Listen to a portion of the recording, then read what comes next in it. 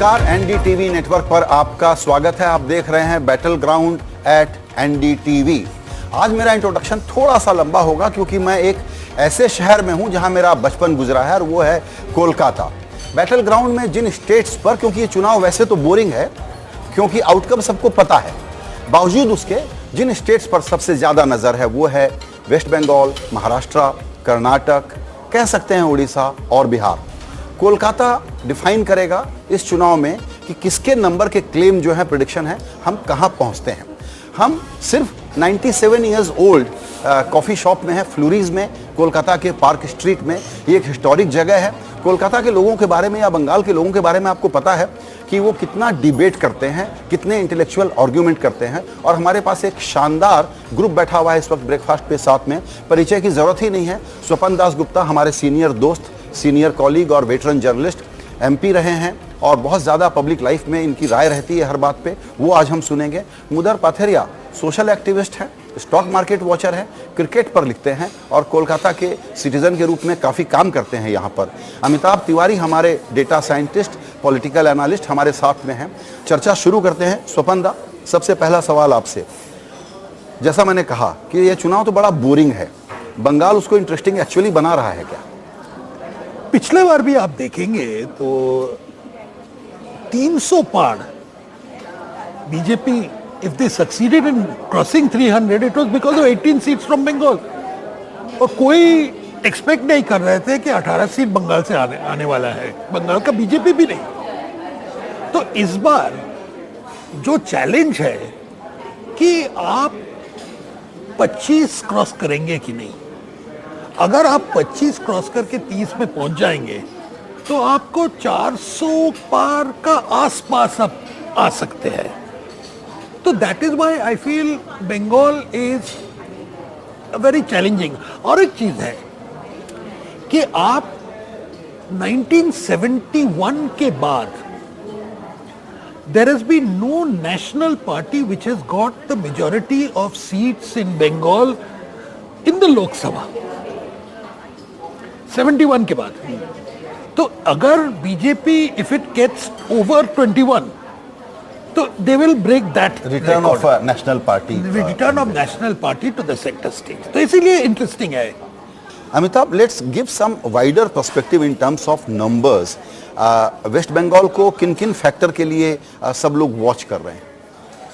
देखिए, जैसा सर ने कहा, पिछली बार नरेंद्र मोदी और बीजेपी को ये लगा था कि नॉर्थ में लॉसेस होंगे, तो सबसे ज़्यादा रैलीज यूपी के बाद बंगाल और उड़ीसा में हुई थी। जो भी लॉसेस वहाँ हुई, 15 सीटों का गेन बंगाल से और 8 सीटों का उड़ीसा से किया। अब इस बार अगर 400 पार का नारा है तो यहाँ से लगभग 30 सीटें जीतना बहुत ज़रूरी है। लीडरशिप फैक्टर एक बहुत बड़ा फैक्टर है। प्रधानमंत्री मोदी को जो एक एडवांटेज मिलता है राहुल गांधी के खिलाफ दूसरे राज्यों में, यहाँ पर क्योंकि ममता बनर्जी एक बहुत स्ट्रॉन्ग लीडर है, वो जो एडवांटेज है कहीं ना कहीं न्यूट्रलाइज होता है। तो फिर बच जाता है आपका संगठन और लोकल कैंडिडेट्स पे फोकस आ जाता है। बंगाली अस्मिता, बंगाली प्राइड एक बहुत बड़ा इशू है। जैसे 1971 के बाद कभी भी कोई राष्ट्रीय पार्टी यहाँ पर ज़्यादा सीटें नहीं जीत पाई है।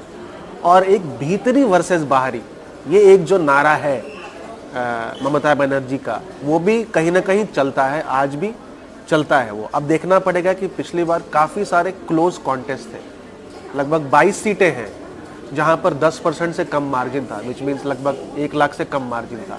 11 में भाजपा जीती थी और 11 में टीएमसी जीती थी। तो यहाँ पे कहीं ना कहीं ये पूरा जो खेल है, इसका फैसला इन 22 सीटों पे अटका हुआ है। अमिताभ, जो एक बात कह रहे हैं स्वपंदा, वो ये है कि फेस का चैलेंज थोड़ा वेस्ट बंगाल में है और यहाँ पर लोग अपना एक लोकल हीरो, एक लोकल स्टार देखना चाहते हैं। तो जो बीजेपी इंक्लाइंड वोटर हैं उनको वो गैप नज़र आ रहा है या मिस्टर मोदी कवर कर रहे हैं? क्योंकि काउंटर आर्गूमेंट है कि मिस्टर मोदी हैं लेकिन लोकल फेस चाहिए, वहाँ एक गैप है। देखिए, लोकल फेस कितना चाहिए या नहीं चाहिए ये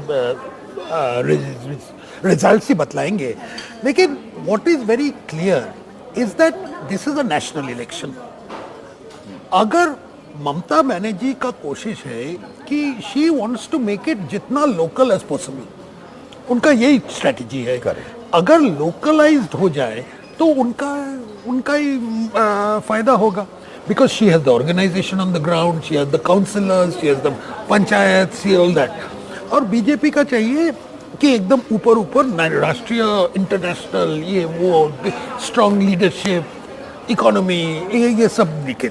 एकदम मूर्ख बीजेपी है जो चाहते हैं कि एकदम लोकलाइज कर दे. लेकिन these are the two different approaches. अगर ये मोदी जी को इसीलिए the importance Modi ji is not attacking Mamta that ruthlessly as in 21. That's very remarkable and why so? देखिए 21 में एक चीज हुआ कि एक फीडबैक बाद में रिजल्ट्स के बाद में हुआ कि दीदी ये सब डिडंट उसका असर अच्छा नहीं हुआ कि Mamata can play up to the thing कि मैं महिला हूँ, महिला चीफ मिनिस्टर हूँ, बंगाल का ओनली प्लेयर है etcetera. So all that is there. So इस बार थोड़ा कॉशियसली जा रहा है. टीएमसी को अटैक कर रहा है लेकिन ममता को जितना अटैक नहीं कर रहा है. ये नोटिसेबल है. ये बहुत ही इंटरेस्टिंग है, इसको थोड़ा और समझना चाहिए हम लोगों को. मुदार, आप स्टॉक मार्केट भी वॉच करते हैं काफ़ी क्लोजली. जनरली इंडिया की कहानी बहुत अच्छी है, लेकिन थोड़ा सा बीच में एक आध दिन नर्वसनेस दिखलाई पड़ा, जैसे कि अभी इस वीकेंड पे ही.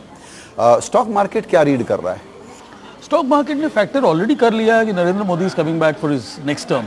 तो ये तो फॉरगॉन कंक्लूजन हो गया है. मैं ये भी कहता हूँ कि अगर जीत गए मोदी और जीत गया Bhajpa, don't be surprise the stock market reacts, which means it might drop a little lower, because ये माइट ड्रॉप, बिकॉज ये तो ऑलरेडी फैक्टेड है. इसमें अब कोई रहस्यमय घटना नहीं है. It's already taken for granted कि ये. अब ये इश्यू है कि 300 पार, 350 पार या 400 पार, गेम उसका है.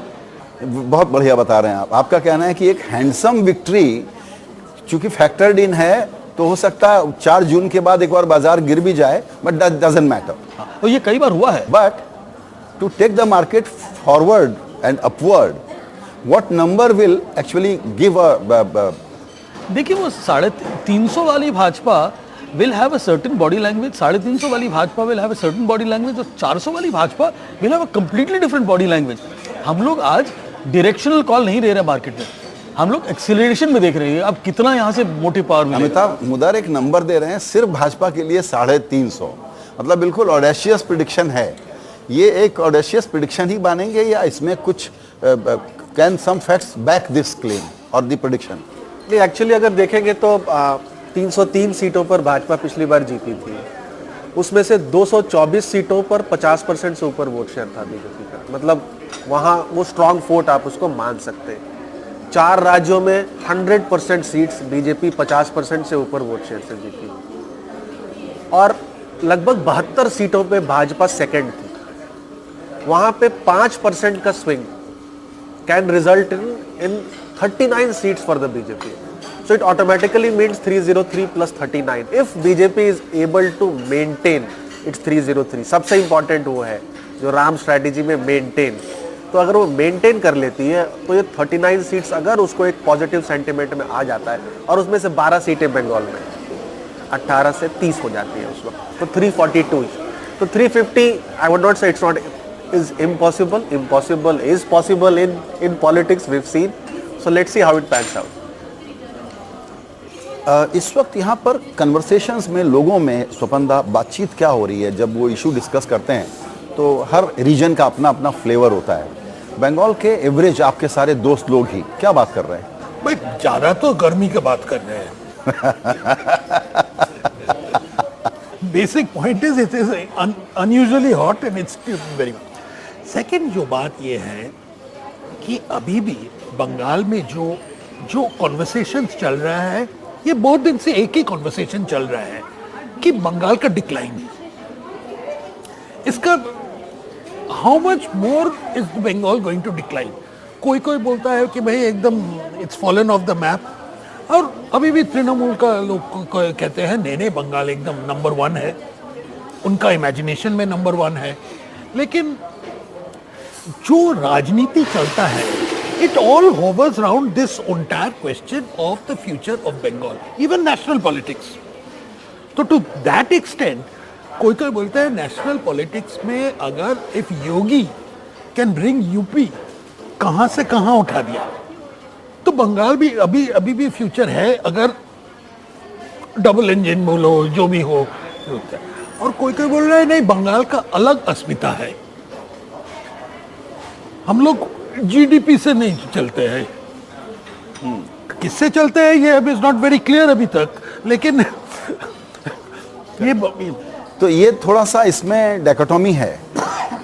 बीजेपी भी राष्ट्रीय अस्मिता को एक बड़ा प्लैंक बना करके सामने रखती है, लेकिन यहाँ पर बंगाल में अगर बंगाल की अस्मिता की हम बात करते हैं तो ये बहुत सेलेबल आइटम इसलिए नहीं है मुदार, क्योंकि कमर्शियल कैपिटल था कोलकाता हमारे बचपन में, महानगर जो था वो जो डिक्लाइन हुआ है, जैसे पूरे देश में इस वक्त का माहौल है एस्पिरेशन का और बड़े एम्बिशन का। बंगाल एक आइलैंड की तरह से अलग तो नहीं है। पॉलिटिशियन का प्रॉब्लम है या लोग भी ऐसे ही हैं कि उनको बड़ी एस्पिरेशन नहीं है, बड़े आराम से हैं यहाँ पे। दोनों चीज़ सही है, क्योंकि अगर लोगों में एस्पिरेशन होती तो शायद ये गवर्नमेंट नहीं टिक पाती कल बंगाल में। कहीं इनसे भी कंफर्टेबल है कि भैया जो आप ये देखें, CPM lasted 34 years and it only happened because of a certain comfort level. Maybe आप उसको कंप्लेसेंस कहें, उसको कहें कि भैया let the what is dunning we a known devil is better than an unknown devil. Last में जब पानी नाक से ऊपर चला गया तो आपकी गवर्नमेंट चेंज हुई। शायद अभी यही चेक करना कि पानी नाक से ऊपर अभी गया है कि नहीं, and whether we need a change और नॉट। सुमंता, आप क्या कहते हैं, ये जो बर्निंग डिजायर होना चाहिए नई जनरेशन में, यंग पॉपुलेशन यहाँ भी है जैसे पूरे देश में है, फिर वो आग क्यों नहीं लगती यहाँ पर एस्पिरेशन की? भाई देखिए, एक है कि कलकत्ता का अगर डेमोग्राफिक्स आप देखें और एवरेज एज देखें compare to the rest of the country, you will find it's the highest. Okay. तो इसीलिए बहुत लोग कहते हैं कि Calcutta has become a grand retirement home. Okay. हाँ, जो youngsters, those who can take a one way ticket out, Mumbai चले जाते हैं, दिल्ली, गुड़गांव, जहां भी हो, बाहर विदेश। Bengal has dropped from number 1 status or number 2 status in 1947 to number 22. और इसका political reaction has not been there. That is the most amazing point. I think, sir, you raised a very important question, and I was just looking at this data, where there is this aspirational class and whether there is a difference between the urban and the rural voting pattern.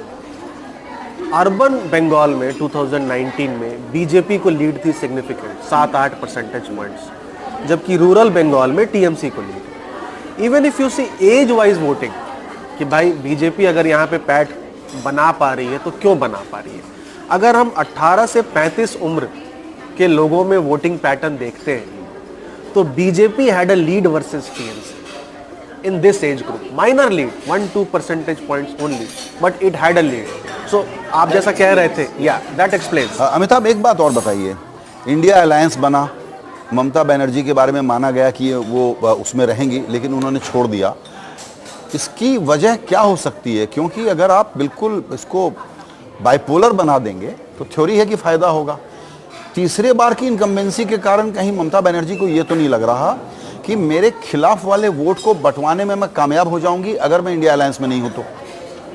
Actually कहीं ना कहीं हो सकता है इसमें local politics या जो local units हैं दोनों ही पार्टीज के, वेस्ट बंगाल और कांग्रेस के भी जो नेता हैं, अधीर रंजन चौधरी जो एलओपी भी हैं, उनके बयान ऐसे रहे क्योंकि उनको लगता है कि अगर अलायंस हो जाएगा तो उनकी जो पॉलिटिक्स है वो खत्म हो जाएगी। ममता बनर्जी को लगता है कि कांग्रेस के पास लार्जली मुस्लिम वोट ही बचा है जो ऑलरेडी मेरे पास आ चुका है।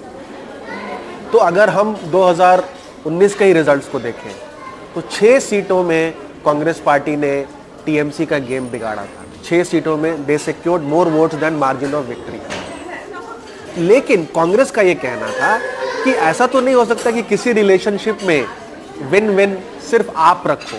ठीक है, रिलेशनशिप में आने की वजह से बीजेपी की सीटें कम हो सकती हैं, लेकिन आप मुझे सिर्फ 2 ही सीट दे रहे हो, तो जो गेन्स होने वाला है वो सिर्फ टीएमसी को होगा, कांग्रेस पार्टी को नहीं होगा। लॉजिकल है, और ये एक लॉन्ग टर्म अलायंस नहीं है, शॉर्ट टर्म है। फिर से 2 साल बाद लोग विधानसभा में अलग अलग लड़ेंगे, तो इसमें एक शॉर्ट टर्म ऑब्जेक्टिविटी है। और मेरा ये मानना है कि ये चुनाव, कुछ लोगों का जरूर ये लॉजिक है कि लड़ने से, अलग अलग लड़ने से एंटी टीएमसी वोट स्प्लिट होगा। ये विधानसभा चुनाव नहीं है, ये लोकसभा चुनाव है। सुपंदा, आपका क्या व्यू है इस पे कि ममता ने इंडिया अलायंस क्यों तोड़ा? How does it help her?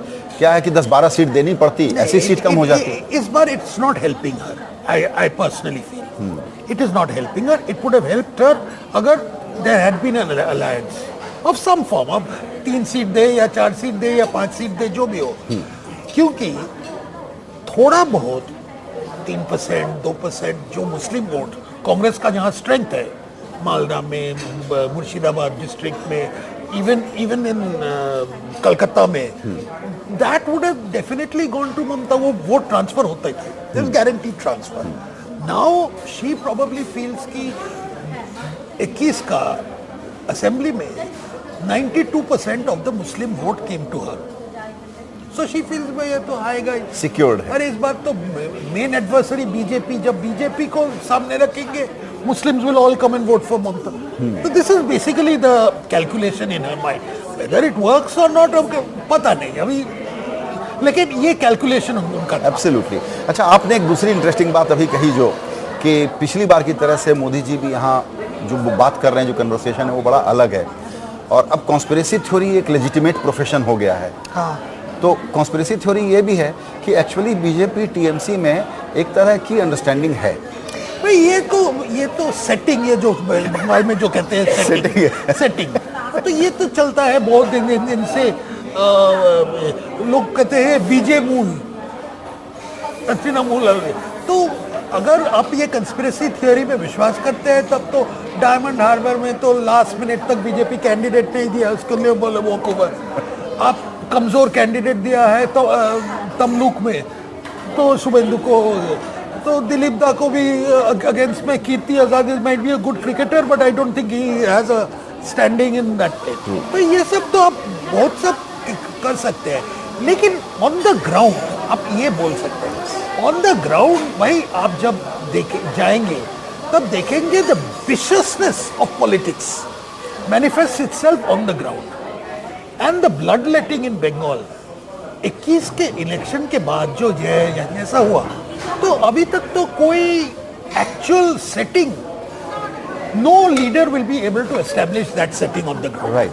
आप कह रहे हैं कि लोकल वर्कर लेवल पे, कार्यकर्ता लेवल पे, जिला लेवल पे एक्चुअली वाइब्रेंट पॉलिटिकल ग्रुपिंग्स हैं, कैडर्स हैं, जिनमें बहुत लड़ाई है. ऊपर में नेता कुछ भी सोच रहा हो, लेकिन ग्राउंड पे फाइट रियल है. देखिए, वाइब्रेंट है कि नहीं ये पता नहीं, लेकिन ये वायलेंट तो जरूर है. बंगाल का ये समस्या सबसे ज़्यादा है कि it is become since 1967 politics has become so violent that this has stopped any form of economic progress in the. One of the big reasons for that, लोग इंडस्ट्री लेके भाग जाते हैं. और इसकी वजह क्या है, इतना वायलेंस क्यों है बंगाल? ये तो अभी तक तो बहुत सोशियोलॉजिस्ट और बहुत लोग तो चर्चा कर रहे थे बंगाली का डीएनए में क्या है. इतना शख्त doesn't necessarily mean human blood. What is your interpretation? Why so much violence? देखिए, ऐसा है कि अगर आपको इसको नॉस्टैल्जिकली एक्सप्लेन करना है, तो ये कहिए कि क्रांतिकारियों का गढ़ पार्टीशन के पहले बंगाली था. अगर ये सरजमीन बंगाल ना होता तो शायद इंडिपेंडेंस और डिफर हो गया होता. ये परसेप्शन है. तो this is the capital of revolutionaries. तो ये तो मैं समझता हूँ एक जनरेशन से दूसरी जनरेशन की विरासत है कि भाई वहाँ ना कर सके तो अब यहाँ करेंगे, और वो नहीं रहा तो अब ये रहे. तो ये चलता रहेगा, एक किस्सा है. सो आई वी आर वेरी पर्टर्ब्ड कि यहाँ उसी बंगाली को आप कहते हो कल्चरल है, एस्थेटिक है, और वही सिटी को छोड़ के बाहर निकलता है तो दूसरों को गला काट, बाहर के देश के गला काटे वो बात अलग है, अपने आप के देशवासियों का गला काटने में तुला हुआ. And this I find is a very big dichotomy and a very big contradiction in itself. True. ये तो इलेक्शन में तो यही तो सबसे बड़ा समस्या. अब 7 फेज में देखिए, सारा इंडिया में कोई जगह, केरला में 1 दिन में हो गया, तमिलनाडु में 1 दिन में हो गया, बंगाल में 7 फेजेस, ऑल 7 फेजेस. तो हमको 1 जून तक यहाँ बैठना पड़ेगा वोट देने के लिए जी. हाँ. तो आप सोचिए इसका कारण क्या है. Because you need a CRPF, you need central forces at every booth, everything. आप पुलिस को ऊपर विश्वास नहीं कर सकते हैं. You can't trust the local officials on the ground. Election malpractice ऐसा होता है. तो or everything that can go wrong in Bengal. I'm not saying it will go wrong, but I'm saying it can go wrong.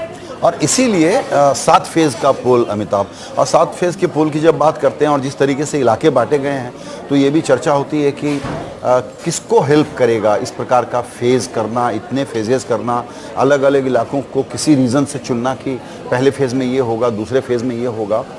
और फिर एक lower turnout की बात आई जिस पर बहुत चर्चा हो चुकी है। मेरी अपनी राय ये है कि टर्नआउट हाई हो या लो, इसका पॉलिटिकल आउटकम पे नेसेसरीली कोई फ़र्क पड़े ये ज़रूरी बिल्कुल नहीं है। लेकिन आप इसको कैसे देखते हैं, ये 7 फेज़ में वेस्ट बंगाल क्यों? क्योंकि यहाँ पे हिस्ट्री ऑफ वायलेंस है, और अगर हम फेज़ 1 और 2 भी देखें तो अगर कहीं वायलेंस हुआ है तो बंगाल में हुआ है इन 2 फेजेस। और पहले भी 7 फेजेस में यहाँ चुनाव हुए, 6 या 7 फेजेस में चुनाव यहाँ पे हुए, 5 से 7। टर्नआउट की बात जो आपने करी, turnout of course there is no direct correlation with electoral outcome. जब टर्नआउट बढ़ता है तो सरकारें वापस भी हुई है, जब टर्नआउट गिरता है तो सरकार दोबारा चुन के भी आई। लेकिन जो एक लॉन्गर इलेक्शन शेड्यूल है, अगर आप इसको इलेक्टोरल रिजल्ट से इसका कोरिलेशन देखेंगे तो ज़रूर कहीं ना कहीं इनकम्बेंट सरकार को इसका फ़ायदा होगा, अगर आप 1952 से लेकर के अभी तक का देखें। हालांकि for a regional party like TMC जो कहती है कि भाई लॉन्गर इलेक्शन में हमारे पास रिसोर्सेज कम है, लेकिन TMC is amongst the top 3 और 5 पार्टीज जिसको इलेक्टोरल बॉन्ड्स में डोनेशंस मिले। Plus we forget the fact that TMC has to contest only on 40 seats. उसके हिसाब से उसके पास सिग्निफिकेंट रिसोर्सेज हैं, जबकि भाजपा और कांग्रेस पार्टी को 300 से 400 सीटें लड़नी है। So in terms of resources TMC has no dearth of resources to fight a long election schedule, and that does not hold. एक अजीब सा पैसा का खेल अभी बंगाल में पहले नहीं होता था इतना चुनाव में। अब क्या 5-10 साल से एक elections in Bengal have been getting more and more expensive, and this is something we have to factor. इसमें एक बड़ा इंटरेस्टिंग डेटा उसका रेफरेंस ले आना चाहिए, क्योंकि पैसों की बात हो रही है। बीजेपी ने हिसाब लगा के जब इलेक्टोरल बॉन्ड की बात चली तो ये हिसाब लगा के बताया जैसे स्टॉक मार्केट वैल्यूएशन के नाते कि इनके पास एमपी कम है, फिर भी देखिए टीएमसी को कितने ज़्यादा पैसे मिले हैं, ये एक डेटा सामने आया। दूसरी बात ये सामने आई कि कोलकाता की बहुत सारी शेल कंपनियों के ज़रिए पैसे दिए गए। कलकत्ता का एक नाम इस वजह से भी बहुत ज़्यादा है मुद्दा कि ये जमा खर्च का कैपिटल, लॉन्ड्री मशीन के रूप में जाना जाता है। ये भी बड़ी खराब इमेज है कोलकाता की। देखिए, जिस स्टेट में इंडस्ट्रियल एक्टिविटी कम होगी वहाँ अकाउंटिंग एक्टिविटी ज़्यादा होगी। अगर यहाँ इंडस्ट्रियल एक्टिविटी ज़्यादा होती तो अकाउंटिंग हमने फार्म आउट करके आउटसोर्स कर लिया होता। अब वो आउटसोर्सिंग का जरिया रहा नहीं तो खुद इनसोर्सिंग हो गया। तो ये हो सकता है। I am a little surprise that you should say so, because पूरी अपनी इकोनॉमी जो है काफ़ी फॉर्मलाइज हो गई है लास्ट 5-7 साल में। And despite that I am saying this, देखिए, जमा खर्ची as a subject I know of, but मैं भी खुद देखता हूँ एज एन ऑब्जर्वर, जमा खर्ची के ट्रांजैक्शंस कभी कम हो गए, बिकॉज जरिया बाकी नहीं रहा, विंडोज बाकी नहीं रहे। कैसे करेंगे आप? और अगर उसके बावजूद अगर है तो नहीं, यहाँ तो ज्यादा लॉटरी का कंट्रीब्यूशन ये सब है, लॉटरी का वही मैं मोनोपोली पूछना हो चाहता गया था कि है। आप तो बहुत सारे कंपनियों के you have set on many board, so you know how these things work. So is it lottery money, is it unorganised sector money, what is it? Look, there are 2 or 3 things which is happening in Bengal. One is जो erectile bonds में जो पैसा जमा करता था वो तो ऊपर में एकदम एपेक्स लेवल में पहुंचा, लेकिन यहाँ कितना पॉलिटिशियन का प्राइवेट वॉर चेस्ट है।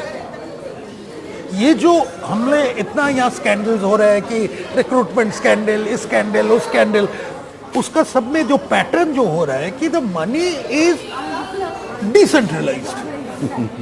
बहुत जगह पैसा है, so everybody has their small bankers, maybe that is why this जमा खर्चा का ये इकोनॉमी चलता है। तो political corruption in Bengal is not centralized, it is heavily decentralized, and maybe that is one of the reasons why the incentive to have industrialization, to have economic growth is probably not there. सो अब हमारा वक्त ख़त्म हुआ, लेकिन ये बहुत interesting चर्चा इसलिए हो गई कि सिर्फ इलेक्शन या नंबर की बातें नहीं हुई, बंगाल को, कोलकाता को और नेशनल पॉलिटिक्स को समझने में जो लेयरिंग्स हैं, उस पर आप लोगों ने बहुत ही इंटरेस्टिंग इंसाइट्स हमको दिए हैं।